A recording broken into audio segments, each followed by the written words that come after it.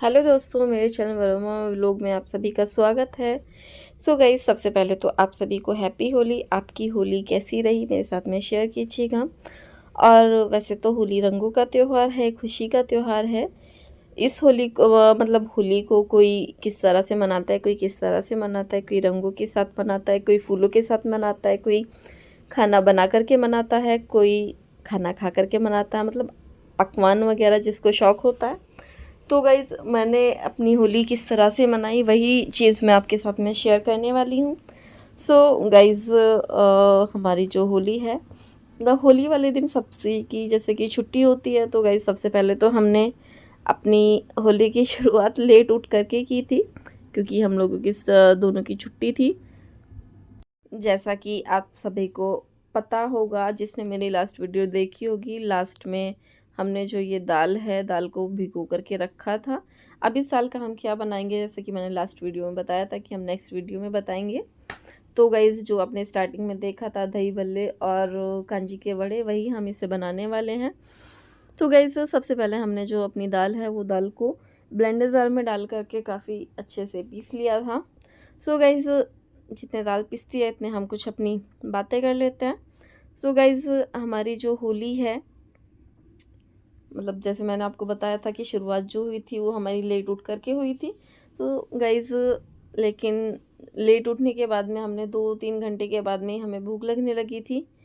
So guys, सबसे पहले वैसे तो हम ये दही बल्ले बनाने वाले थे, लेकिन हमें बीच में भूख लगने लगी तो हमने क्या किया था, सबसे पहले हमने बनाई थी आलू और प्याज की पकौड़ी। तो जैसा कि सभी को पता है, वैसे तो मतलब कुछ चीज़ें बेसिक सी होती हैं जो होली पर सभी के घरों में बनती हैं।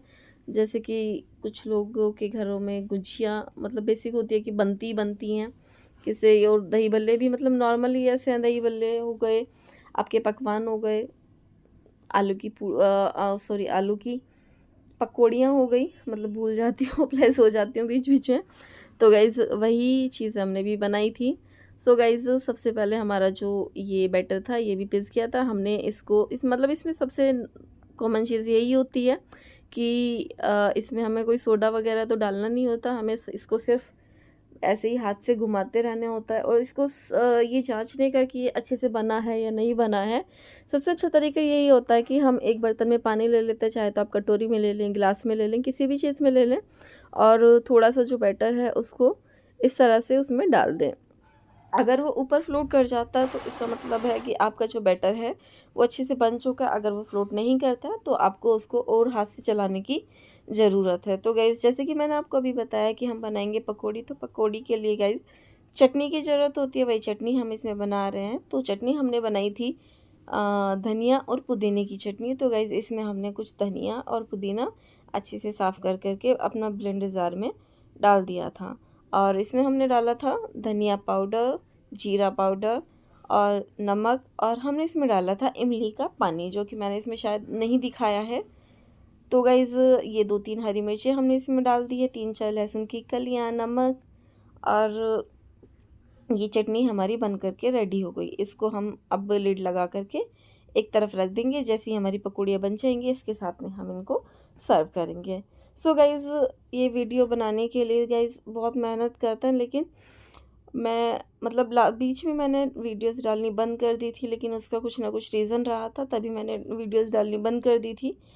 तकरीबन 1-1.5 साल के बाद में मैं अपने चैनल पर फिर से आई हूँ।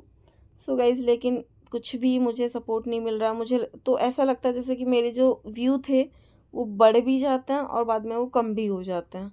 ऐसा क्यों हो रहा है ये, मतलब मुझे ही ऐसा लग रहा है या सच में हो रहा है, मतलब मुझे कुछ पता नहीं चल रहा है। तो गाइज़, प्लीज़ मेरे चैनल को सपोर्ट करें, लाइक करें, सब्सक्राइब करें। सो गाइज़, इसमें हमने कुछ मसाले ऐड कर दिए हैं, और ये हमने 2-3 आलू कट कर लिए थे, जिनको हमने पीसेस में कट कर लिया था, कुछ लंबा नहीं काटा था। और इसमें कुछ नॉर्मल मसाले जैसे कि लाल मिर्चें और धनिया पाउडर, जीरा पाउडर, साबुत जीरा, ये सब हमने इसमें ऐड करके ऐसे ही पानी के छींटे मार करके हमने मतलब अलग से इसका बैटर रेडी नहीं किया था। इसी के ऊपर ये जो मसाला है ये ऐसे ही लपेट दिया था। हमारा जो कढ़ाई है वो काफ़ी देर से हमने रख रखी थी, क्योंकि मोटे तले की है तो इसको गर्म होने में भी टाइम लगता है, और इसको बाद में ठंडा होने में भी टाइम लगता है। तो गाइज़, एक एक करके हमने ये सिंगल सिंगल आलू इसमें डाल दिए थे, ताकि ये जो अगर हम एक साथ में डाल देते हैं तो ये चिपक जाता है। तो हमने एक साथ में ना डालते हुए इसको एक एक सिंगल करके डाल दिया था। और अभी क्योंकि कढ़ाई थोड़ी सी ठंडी थी, मतलब प्रॉपर गर्म नहीं हुई थी, तो कुछ जो पकौड़ी है वो स्टार्टिंग में जो हमने डाली थी एक दो, वो हल्की सी चिपक भी गई थी। लेकिन गाइज़ जैसी कढ़ाई गर्म हुई वो सब उसने छोड़ दिया था। तो अभी जो हमारी जो पकौड़ियाँ हैं वो लगभग रेडी हैं। तो अभी हमने जो जैसे कि पहले बताया था प्याज की पकौड़ी भी बनाई थी, तो इसमें प्याज की पकौड़ी में भी हमने इसी तरह से बैटर इसके ऊपर में अलग से डाला था। मतलब ऐसा नहीं कि एक बैटर बना लिया उसी में सारी पकौड़ियाँ बना ली, ये अलग अलग ही मैंने इसमें डाला था। और इसमें मैंने थोड़ा सा मैगी मसाला अलग से ऐड किया था। मसाले नॉर्मली वही थे जो हमने पहले वाले आलू के पकौड़ी में डाला था, लेकिन बस हमने इसमें थोड़ा सा मैगी मसाला ऐड कर दिया था। इससे क्या होता है, इससे टेस्ट थोड़ा सा बढ़ जाता है। तो गाइज़ इसी तरह से मैंने थोड़ा थोड़ा बैटर ये प्याज के साथ में लेकर के इस तरह से मैंने पकोड़े अपने रेडी कर दिए थे, मतलब कढ़ाई में डाल दिए थे। और उसको सीखने में भी थोड़ा टाइम ही लग रहा था, लेकिन हमने ऐसे ही चलाते चलाते इसको मतलब बनने वाले थे ये। तो गाइज़ हमारी जो नेक्स्ट रेसिपी है वो होगी दही बल्लों की और कांजी के वड़ों की। लेकिन उससे पहले हमारी जो हमने ये पकौड़ियाँ बनाई है हमने ये खा ली थी। तो गाइज़ हमारी पकौड़ियाँ बन चुकी है और इसको निकालते ही हम इनको मतलब कढ़ाई बंद करके पहले इनको खा लेंगे। एक साइड में हमने अपनी गुड़ और इमली की चटनी भी बना ली है, जो कि हमें दही भल्ले के ऊपर में मतलब दही भल्ले के ऊपर में सर्व करनी थी। ये देखिए गाइस ये कैसे खोल खोल के बन रही है। और इसमें मैं कुछ चीज़ें अलग से ऐड नहीं करती हूँ, बस सिर्फ इसमें मैंने इमली का पल्प डाला था और गुड़, और इसमें आप नमक ऐड कर सकते हैं।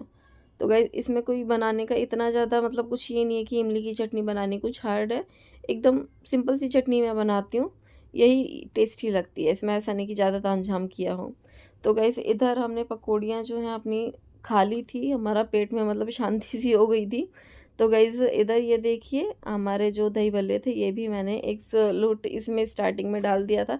अब देखिएगा इसमें से जो हमारी ये बड़ियाँ हैं, दही के जो बड़े हैं, इनमें से आप एक देखिएगा बीच में से वो अपने आप ही पलटी खा जाएगी, मतलब इतने फ्लफ़ी ये बने हुए हैं।